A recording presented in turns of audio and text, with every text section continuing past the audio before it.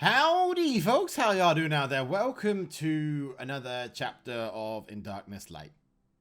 Thank you for all the love so far. I'm impressed it's had as many views as it has. I don't know why, but I'm glad you guys are enjoying the story. I know I've asked, but yeah, as much criticism as you want to give. The only way I'm going to get better at doing this is knowing what you guys don't like and knowing what you do like. Like, tell me who you like character-wise. As I'm starting to get into it more and more, like, we're starting to get into characters a little bit more, and I don't know, I feel like I do a lot of death scenes. I feel like I kill a lot of people off. I don't know if that's a good thing. I don't know. I even kill NPCs, essentially. Somewhat. Anyway, hope you guys enjoy this chapter. We start getting into some stuff, and this is going to be a little bit of a weird read, I think, in terms of how I read it, not in terms of what you guys will hear. There might be some sort of stuttery points or kind of slower reading of it, and that's because some of this I'm probably going to be rewriting on the fly, which is kind of fun process for you guys, I suppose.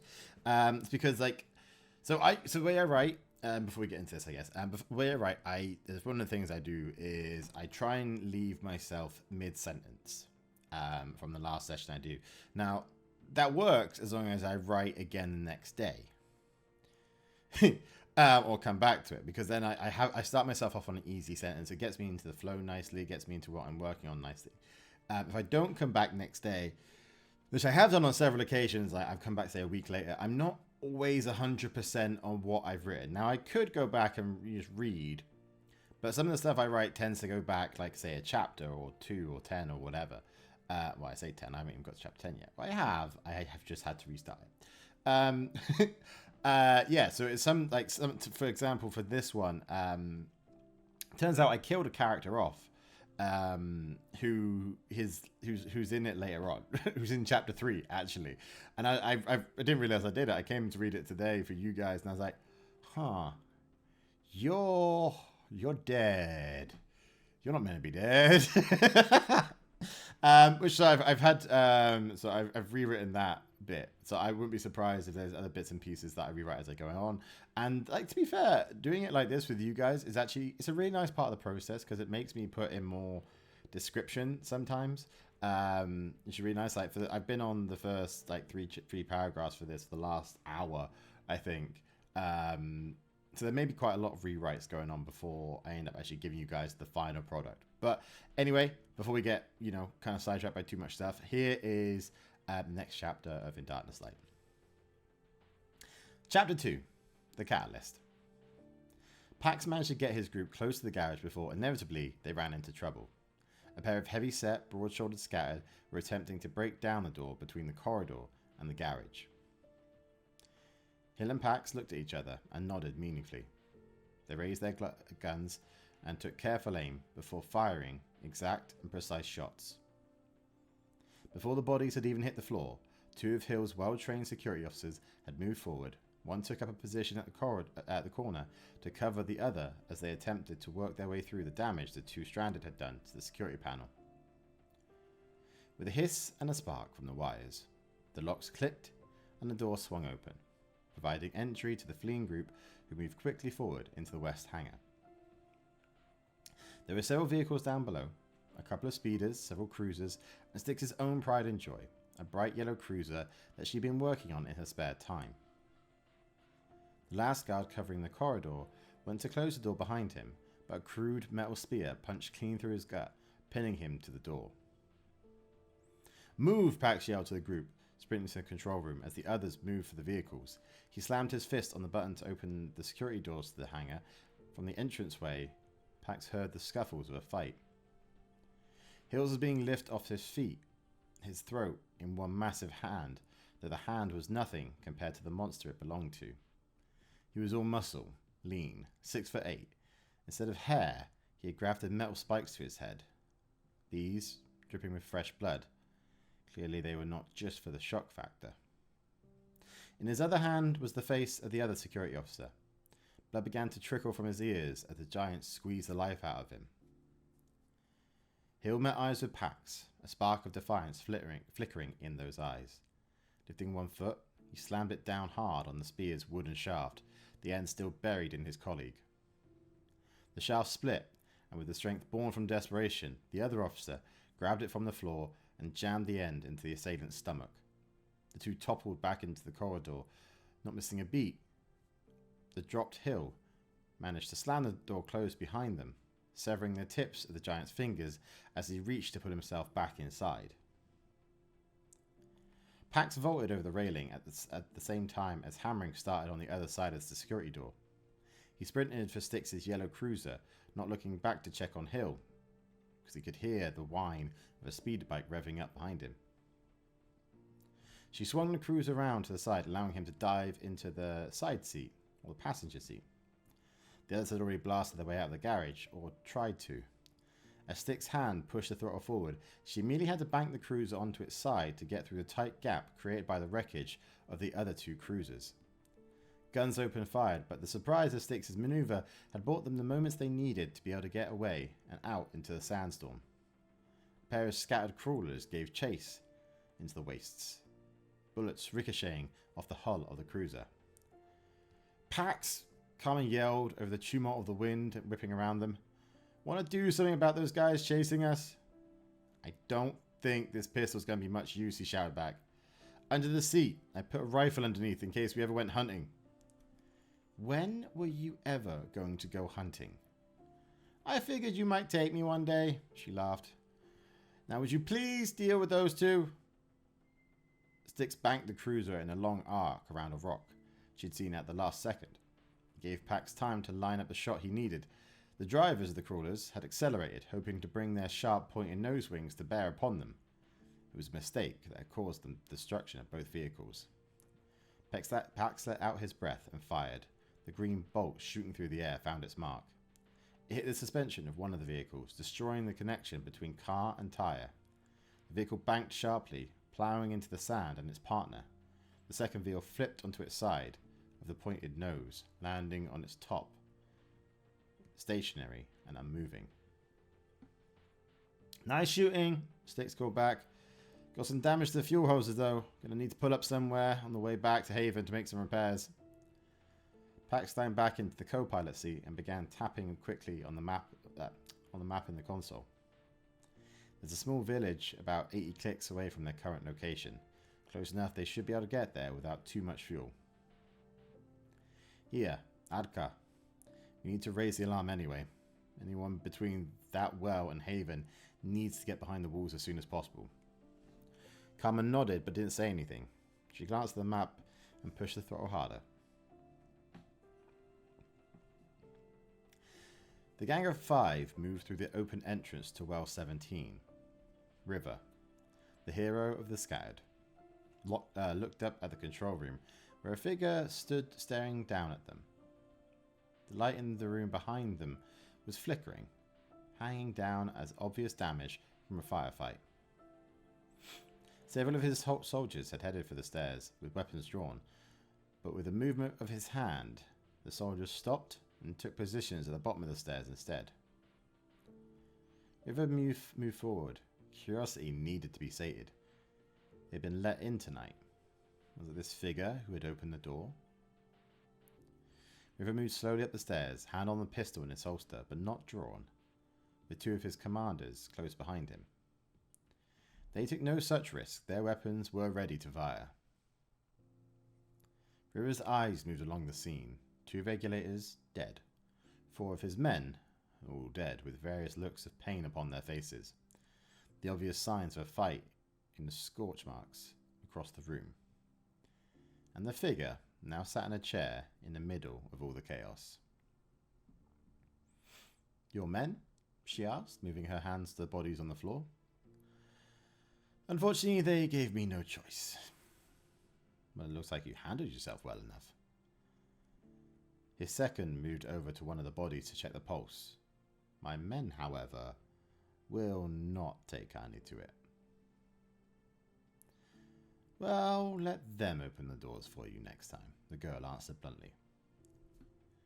"And why did you do that?" River pushed the body of the regulator off the control board and leaned against it, trying to get the measure of the person in front of him. There was something off here. He knew well enough that this girl was an initiate to the regulators. Where she got the ability to take out 4 of his best, he didn't know. You can feel a chill in the room. Something unnatural. Something almost felt familiar.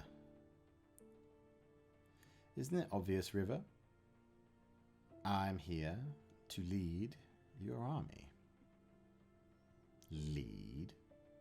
Cell, his second in command, interrupted. Who the hell are you to think you can lead us? You're not some toy you bought by a little rich girl from the city. This one has fire, but does not know her place. The girl smiled, never taking those black eyes off River.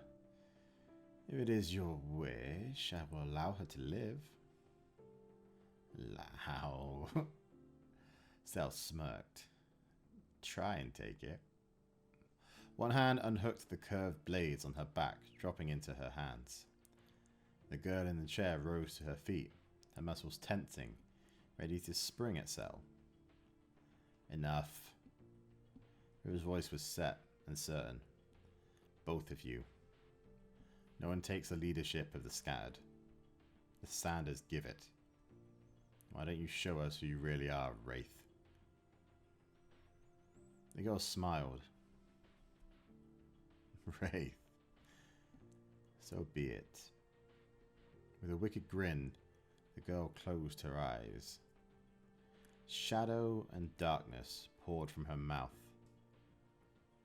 whipping around the body, a mini storm within the room. Windows shattered. Cell let out a little gasp as a small slash cut across her cheek. But when the maelstrom abated, standing there was a figure of darkness. Bottomless. With a thud, the body of the girl behind it fell to the floor.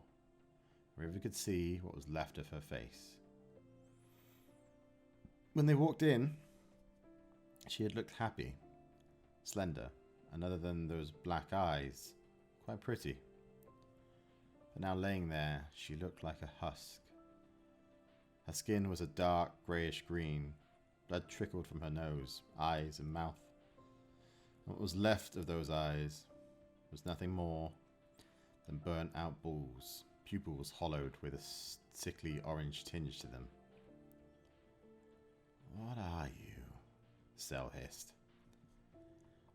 I am the one true constant. Darkness. I am your deliverer to a better life. I am what you've needed to give your people the world you've been promising them. The one that brought everything together. The wraith that haunts nightmares and gives power needed to achieve dreams. River could make out a flicker of a smile, if that was its mouth. It stretched its neck, tilting its head back and forth. Those are some grandiose words coming from a shadow who thinks they'll be taking over my people, River scowled. He knew that voice. He thought he'd imagined it. Hoped he'd imagined it. What do you want? It's more my concern than what you are. The shadow stared at River for a long moment, assessing him. It was clear that there was no fear in this man, and that was not something he was accustomed to. But he had his other ways. Clearly, you have your goals and I have mine. You have your skills and I have mine. I will get you and your people where you haven't been able to get in so far. Wraith gestured around at the well they've now stood in. I need your army to take back what's mine.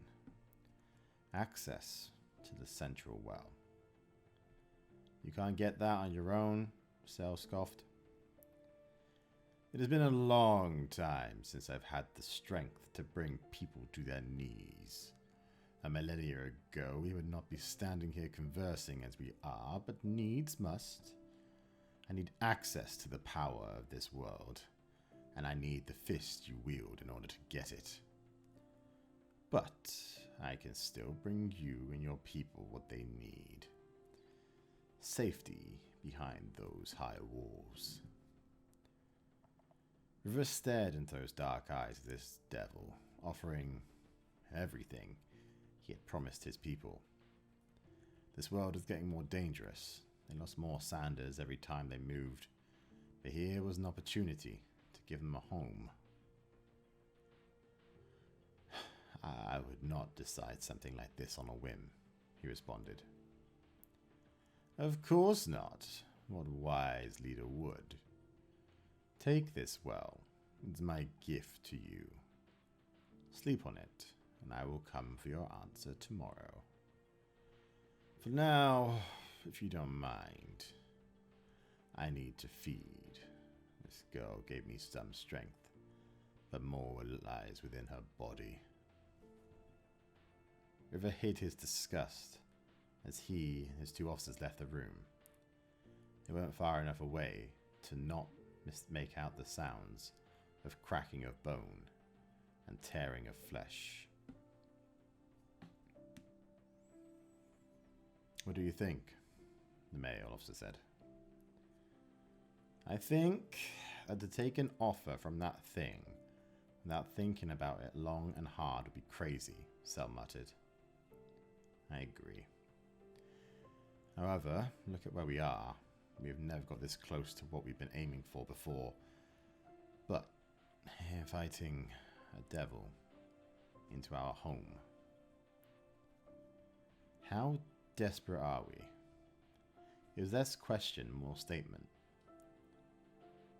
The third in command always had a habit of cutting to that. All three of them knew how bad the situation was getting. Supplies were running low, and dissent was beginning to grow. This was a win that would buy them some time, but they needed to deliver on the dream of a city of their own. We sleep on it, River returned. His officers moved off to take command of their squads to clear out the well, leaving River on his own. He glanced up at the room again, and standing there, staring at them, was a different face. Still dark, but more human-looking. How strong was it right now? How strong would it get? What would it do when it was strong enough to not need them? With a flicker of shadow, the figure was gone again. Blood splashing across the glass. River headed back out into the sand.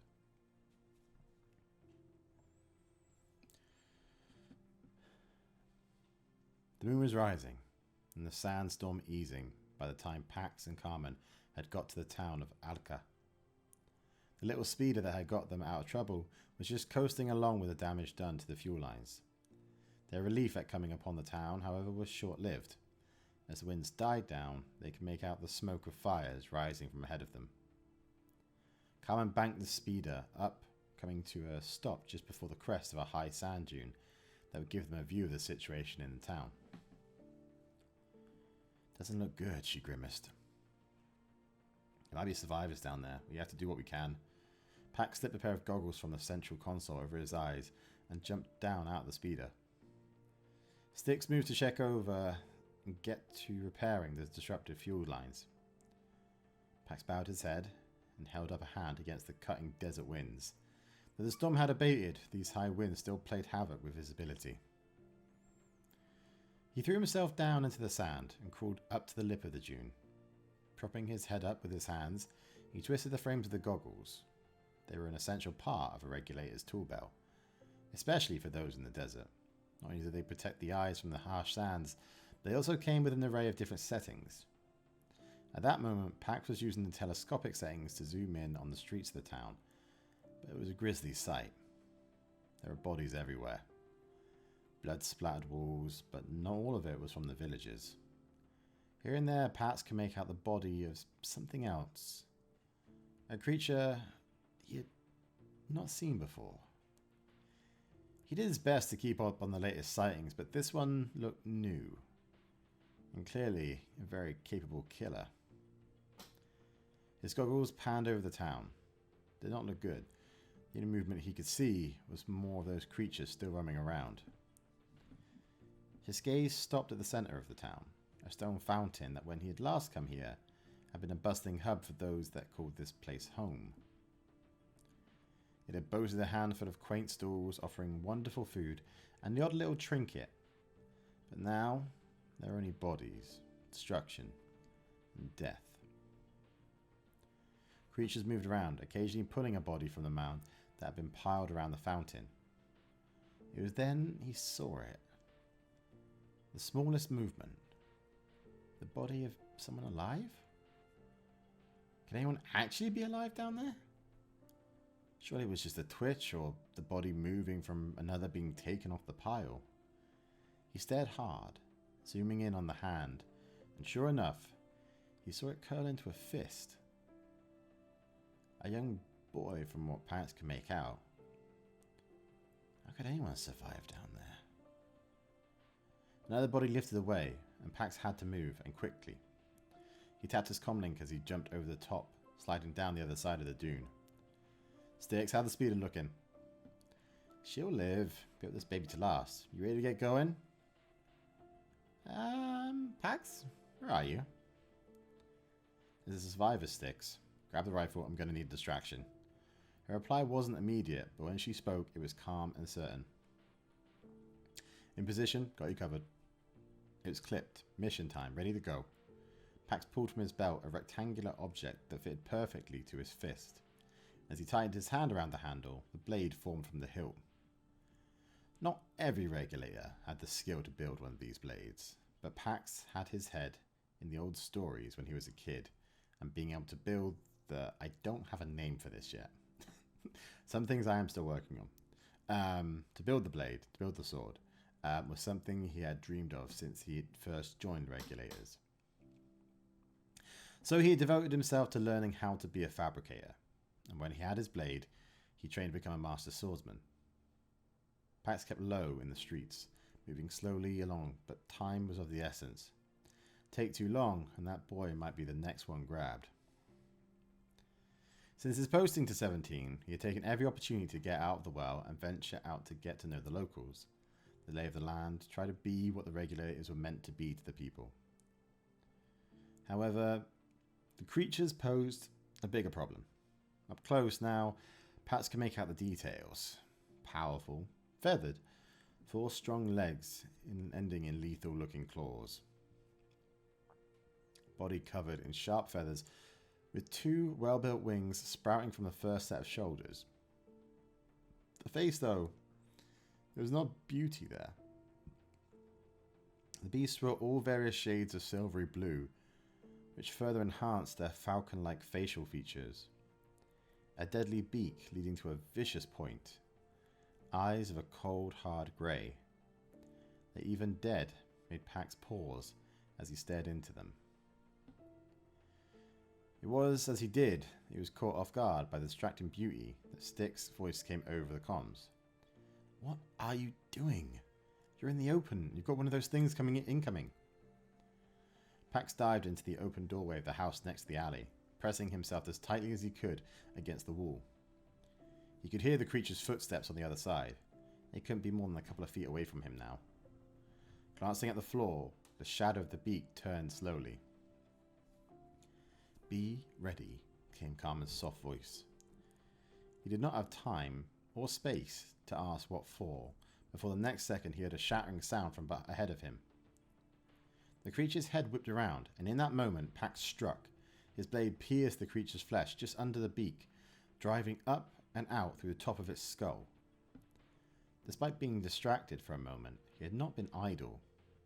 Another sensor he had added to his goggles since he was assigned to a well added a scanner of sorts, and it had been active when he was looking the creature over from head to toe, looking for weaknesses, and he had found a couple of softer, more vulnerable spots to the beast. He pulled his blade back out with a flourish, whipping the blood across the wall, gave a little salute towards where he knew Carmen to be, and then ducked back down again. He looked back at the creature, decided to name it, in his head at least, Agara. naming them after the Bakra, the twilight cat, the apex predator in the jungles. These winged dealers of death were going to become a peril to many that made their home in the sands. Nice shot, he said appraisingly. Nice kill. Now can we get moving? I don't like our odds here. Pax moved quickly through the rest of the town, pressing himself up against a low wall just ahead of the fountain. He had a clear line to the boy now. Thankfully several of the bodies had been lifted off of him. This would be easier. But there was still the matter of the creatures lingering around the fountain. 2 more Gara, and another larger creature on the opposite side of the fountain. This one stood on 2 legs like a human, but its body was some sort of warped dark representation. Radiated a dark power, and Pax didn't like his chances taking all 3 of these creatures on. Pax, you got a plan here? Working on it, he whispered back. Well, work quicker. I don't like sitting here. Pax was trying to come up with something when they had a stroke of luck. The dark being on the other side of the fountain raised a hand, and one of the winged beasts moved obediently over to its side. The dark being swung a leg over the creature's back, gripped its feathers, and kicked at its hindquarters. With a shrieking cry, it spread its wings, and with one great flap, took flight into the night sky, with a shadow on its back. The further it got, the better he felt, like a weight was lifting off his shoulders. He could see the boy clearly now. It would just be a matter of darting in and carrying him out of there, just as long as he could dodge that last obstacle. The last Gara. Good plan. That's 2 down. Jeez, those things are quick. Just one to deal with. I got this. Wait, Pax hissed, but it was too late. Carbon fired her shot. The red bolt sizzled through the air and found its mark in the side of the creature's neck. It went down, but not cleanly. It squawked a pitiful sound, a shrill call as its death cry. 3 seconds passed, and then a chorus of other cries and shrieks answered the fallen's call. Uh-oh. I'm sorry, Carmen repeated. It's fine, Pax yelled. Just get the speeder and meet us. I'm not going to be alone down here for long. Pax sprinted to the kid, pushed off the last body that lay across his legs. His breathing was shallow, his skin as white as chalk, save for the dark marks of bites where blood had been drawn and venom had entered. How was this kid alive? No one survived long after bites from the twisted creatures, no one. He was barely alive, but his eyes fluttered open and met Pax's for just a moment before closing again. Pax lifted the kid over his shoulders and sprinted back the way he came. He skidded around the corner, back onto the main road through the town, jumping over the body he had dropped earlier when he glanced behind him and wished he hadn't. Felt the pounding getting closer, and sure enough, 6 of the Gara were hunting him. Pax, duck! Pax dropped to the floor in a heartbeat as one of the Gara pounced with its clawed feet out in front, ready to rip. It swiped at empty air as it soared overhead before Styx, in her yellow speeder, skidding sideways, ploughed right into the flying beast, sending it hurtling into a nearby house. What are you waiting for? Get in! She yelled. Pax pushed the kid into the passenger seat and pressed the button for the capsule to seal over the top before grabbing the bar to pull himself up. His feet left the ground before he was ready as Styx pushed the throttle forward again. Pax pulled his other hand onto the bar as the co-pilot's seat and looked down at his body, now sideways in the wind. The other 5 Gara had slid round the corner and would have been on them if Carmen hadn't accelerated when she had. But they were back up quickly, taking to the skies. Carmen reached her hand across and helped pull him back into the seat before throwing the rifle into his hands. Not many shots left now, Pax said, checking the rifle. Better make them count. We're about 30 clicks from the wall of Haven, and I don't want to find out what's quicker, my speeder or those things. Of the 5 shots the rifle still had, 3 hit.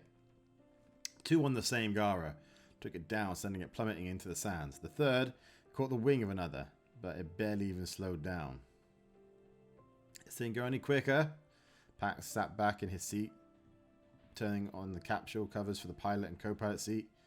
Yeah, because I hadn't thought of that. Jesus Christ. The yellow speeder blasted into the night towards the city of Haven and her strong walls, the four guards chasing and gaining, and their passenger in the back clinging to life. No one, no scattered, had ever breached the walls of a well before. They were too well armed, too well fortified, or the scattered were just too few. They didn't move in big groups often, choosing to stick to smaller clans, but River had done the unthinkable. He had brought all the exiles together under one banner. His. River was young, at just 20, and there were plenty who disregarded him as too young to be able to be their leader.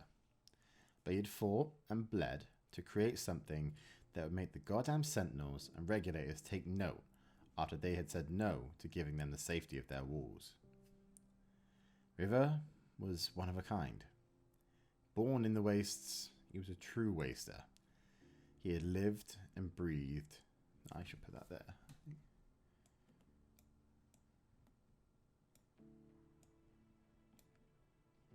Try that. No one, no scattered, had ever breached the walls of a well before. They were too well armed, too well fortified, or the scattered were just too few. They didn't move in big groups often, choosing to stick to smaller clans. But River had done the unthinkable. He had brought all the exiles together under one banner. His. River was young, at just 20, and there were plenty who disregarded him as too young to be their leader. But he had fought and bled to create something that would make the goddamn sentinels and regulators take note after they had said no to giving them the safety of their walls. River was one of a kind. He was born in the wastes. He had lived and breathed the desert storm since he was a kid. He had learned how to use all the winds turned up, to not waste, to live on a knife edge and take everything he could. A true waster. So, when his mother and father were killed in an attack by another tribe, River had taken that blood-soaked blade and brought a swift reckoning upon the culprits. On a storm-swept night under the bloody peaks, a rocky mountain outcrop that glowed crimson in the light of the moon, River earned his scattered name. The knife he used had taken the lives of both his parents, but in the shadow of that crimson landmark, he bled the tribe dry. At just 15, a wiry kid, he'd moved like a breeze, and the blade found throat after throat. When the calls of alarm from the watchers rang out into the night, alerting those still alive that trouble was among them, it awoke in him a relentless energy and drive. A wild animal that inhabited his body came alive in the sounds of panic, carving, slicing, cutting a red river down the mountain. Until at last, he stood before the clan leader, breathing heavy, covered head to toe in blood, just his eyes, cold, and staring at the Goliath in front of him. He didn't hesitate. He sprinted forward, sliding along the floor as a massive hammer came slamming down on the sands. River skidded through the man's legs, slicing 2 quick and deep lacerations behind the knees. The man dropped forward, and River leapt like a feral cat onto his back.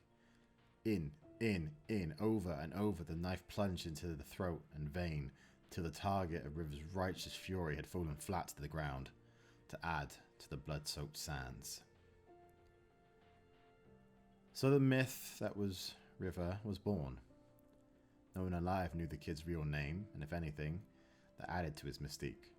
Grown in the wastes, losing everything, and taking so much more from his enemies. Below the bloody peaks in sands now permanently stained crimson was a new landmark that everyone stayed away from. The Wraith Wastes. Apparently, if you went there on a dark night under those red cliffs, you could hear the screams of those who had fell to River's knife. And if you stayed long enough, you might feel the cold chill as your life was taken to whatever spirit of vengeance inhabited River that night, giving the strength and speed to kill 30 men and women with just one knife. And now, he felt that same wraith, trying to get his hands on his soul again. That night, when death had been his weapon, he was sure he'd felt something guiding his hand, a presence he had not felt before or since, until now. This shadow, this wraith that stood before them, promising the world that they had been fighting to even glimpse, let alone hold. Could he really turn down such an offer? That was his job. But if he did, how many would he lose? Because there was no way something like that would stay quiet for long. And there were already those whispering in tents and under blankets of night that he was leading them to ruin. But to give over control to this thing, this creature manifested of shadow, was that the greater danger? Glad it's you making this choice. Sel came up behind him. I would have probably just tried to kill it. You know, the simple option. Simple option does sound pretty good right about now. He smirked at her. They stood on the ramparts of Well 17, staring out into a calm desert for once. In front of the well was an assortment of riders, crawlers, transporters, wagons, rough runners, and a multitude of other vehicles that made up the fleet of the scattered. Oh, don't talk such crap. You never wanted simple. You wanted to leave your mark. Well, I will tell you this. Whatever you choose tonight, you will have one hell of a legacy. For better or worse. Sel always had a habit of doing that. She cut through his bullshit, kept him even, level-headed, without getting bogged down in knucklehead stuff. She was his second not just because of her fierce loyalty, but because she told him straight, often exactly when he needed to hear it. She bore no judgment on what he would pick, but pushed him when he needed it. I don't know. There's times when grabbing a runner, a gun and some supplies and going off into the sands to hunt for Starset sounds pretty good. And that is simple to you? Hunting for the mythical city in the sifting sands. Sel rolled her eyes and smiled. Well, let me know when you're thinking of leaving. I'll be right behind you, as always. River glanced at her, but she was looking straight on as she always did. He admired her for that gaze alone. She never showed doubt. In the plan, in her skills, in him. All those years ago, she had been the one to bring him back from the all-consuming darkness. She showed him a better way. When he had wanted to kill every single member of that tribe that destroyed his family, she had tempered him, stopped him from making what would have been the greatest mistake of his life. And now, he was about to welcome that darkness back in. If we do this, we need to be smarter. Smarter than usual, you mean? She asked with a smile. I'm not joking here, Sel. River's voice was stern. This is it. This is how we get these people at home. But I'm not doing that just to lose ourselves doing it. We follow your lead. Always have, always will. Sounds like you've made your decision now. River nodded. Then maybe we should go tell it. River looked at her, then followed her gaze up to the cliffs above.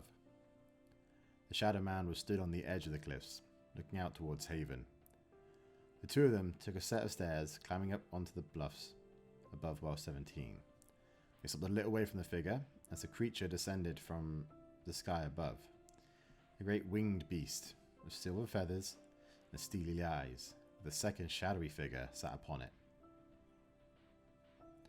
There are two of them, Sel whispered to River. She didn't answer, just watched. The creature landed, and the shadow stepped off, moving towards Wraith.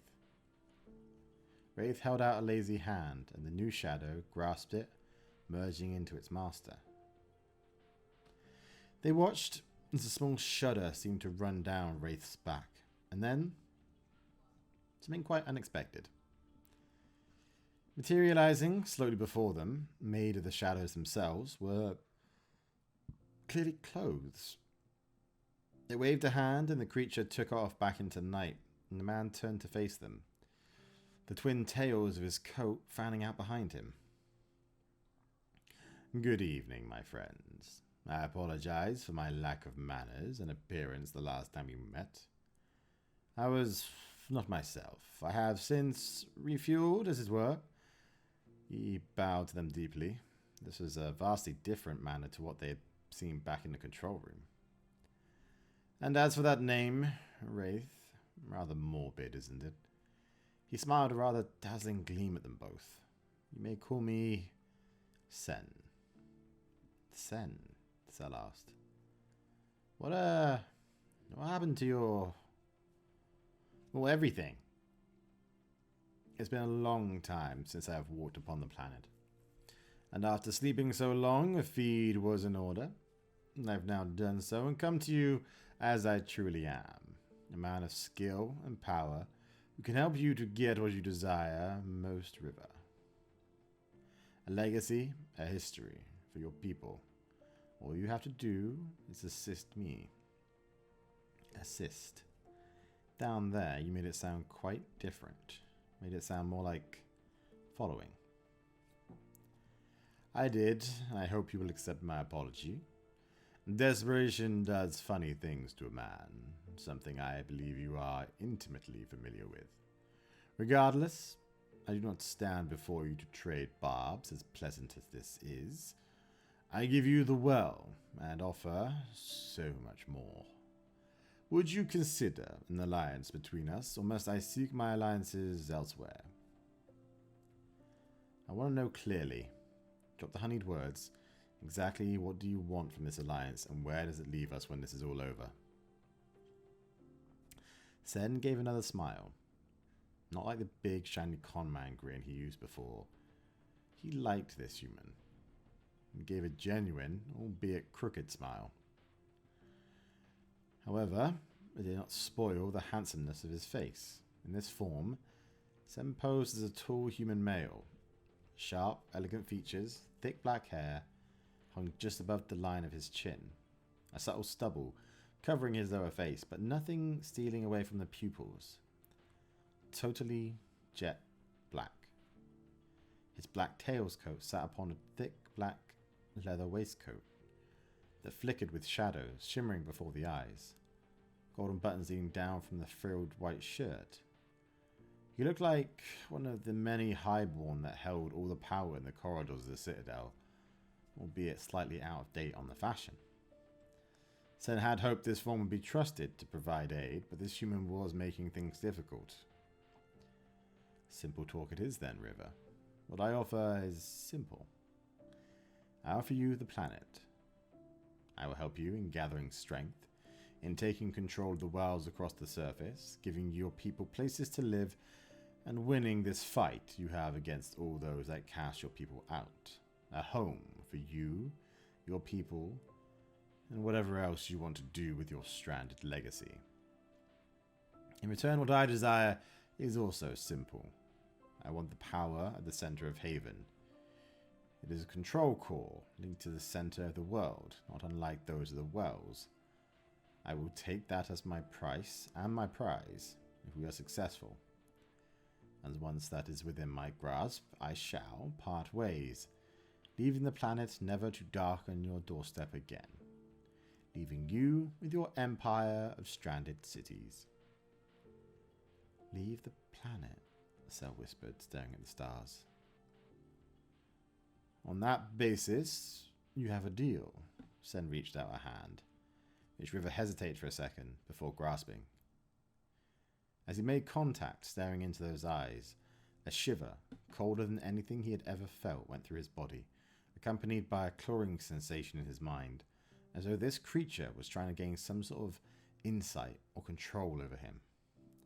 River let go quickly, the small grin that he did not like splitting Sen's face. A deal indeed. Now, should we inspect our prize and our forces? River raised an eyebrow. Your forces, of course. Surely our prize for now. Sen walked through the middle of them towards the stairs without waiting for an answer. Keep an eye on him, River whispered. Both eyes, Sal responded. River could see one hand on the knife at her waist. If he slips up again, I'll remind him who's in charge. Come on. Our prize is waiting. River put a twinge of sarcasm on the word, before both walked off to join their new partner in inspecting the well. Right, that's chapter 3. 2. I'm looking at chapter 3. That's chapter 2. So there's some stuff I already want to go back and change. There's a few bits and pieces I do need to kind of tweak and work out, which is it's fun and gives me something to do this week, which I'm looking forward to now. Looking forward to having nothing else to do at night. I need to do this, which is great.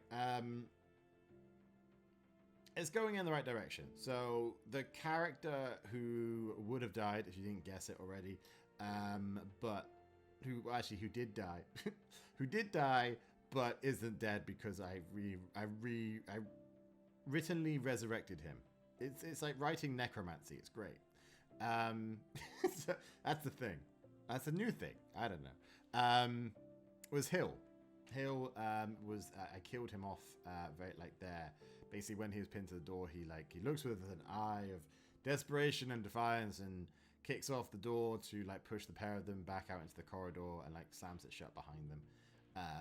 But he's alive now. He's saved. Well, I mean, he might not be. I guess he even gets to the well. No, he's in chapter 3. So yeah. So he's alive. It's fun. It's nice. I've got to tweak some writing a bit. I mean, even just like on descriptions and stuff like that, I've got to tweak some stuff. Like reading it now, there's a bunch of stuff I want to fix and rewrite and whatever. And there's some of Sen's stuff that I want to fix. So Sen starts out as like the shadow stuff. It's there's no form, I guess, in sense of like male or female, whatever. Which is why, like, at first it's, you know, they, like, pronounced they or whatever. And then now, when Sen gets his body back, it is a male character thing for them, just, like, to kind of clear that up. Which maybe I need to write that. I think I need to write that better, personally. But, yeah, as we go forward, it will be a male character for Sen. Cell, in case you didn't get it, is, I need to, actually, no, I'm not going to tell you about Cell, because, her stuff comes into some stuff later on. And she's got a really nice backstory. Well, I think it's a really nice backstory. I don't know. Third in command. I don't have a name for him yet. That's why I just said male officer. I don't have a name for, like, to be fair, I said male officer. It could be female as well, I guess. Or, yeah, instead. I don't have a name for them yet. I'm working on some bits and pieces for them. Basically, I like Cell to be kind of like the loyal kind of badass. The little kind of badass, and the third one I haven't really given a name to. I was thinking like for a male character called Jericho. It doesn't really have any bearing in this world, obviously, but just kind of like a very well built warrior, essentially bodyguard. Like where you've got like Cell as like the kind of steadfast support strategy kind of ish commander. Having Jericho was kind of like, you know. My plan is to have, like, again, fiercely loyal to River, and work things through. I've got to rewrite some bits and pieces. Basically, the River thing, the myth behind River isn't as I think I've made it sound like it actually happened, but I'm going to be rewriting that a little bit. So the myth behind River is kind of, it has its bearing in truth or whatever as it actually happened, but not quite as many kills. 31 kills by like one person seems like a lot, so I'm going to be rewriting that a bit to kind of be a bit more realistic. I don't know if I need to actually. I mean, I could just have it as a myth. Basically, like, I mean, it could be true. I don't know. I haven't decided yet. This is the problem I have. I end up having 8 different branches down the same storyline, and like they affect different things. And like once I actually commit to this like as the full thing. That character is that, and it's just like, I don't know. I'm not sure. I haven't decided on River yet. What do you guys think? Like turning them into either a very proficient killer, or giving them I don't know. There's some stuff with River I can't tell you about without spoiling the story, I suppose. But some stuff with River I've got planned. A lot of stuff I've got planned with River. River's a character I really have enjoyed creating and writing a backstory up for. There's a bunch of other characters that could be coming up. So next chapter, we've got Haven. You guys have to kind of get to grips with the capital city. We've got more stuff with Pax and Carmen. The main protagonist starts to come into it, which is going to be fun. We've got tons of stuff happening. I don't think Paradise is going to be in it. I've got a character called Paradise who I have absolutely loved making. I don't know how she's going to be absolutely. I think you guys are going to really enjoy her. I hope you guys are going to really enjoy her. I hope I'm going to make her, because there's tons of stuff that I've written up for her. I've got like a 4-page like document on her that I've enjoyed so much just making, that I have, like, I'm really hoping I can do her justice in the story. Anyway, I said, hope you guys are enjoying this. I am rewriting some of this as I go. This is not the final draft or anything like that. So some of this stuff is probably going to change. Some of it, maybe drastically, before we actually hit the last, the actual book. But I hope you guys are enjoying this. If you are, then please check some cheddar on that like button, subscribe if you haven't already, and continue, as always, to share the channel far and wide. I'll be back again very soon, folks. Bye-bye.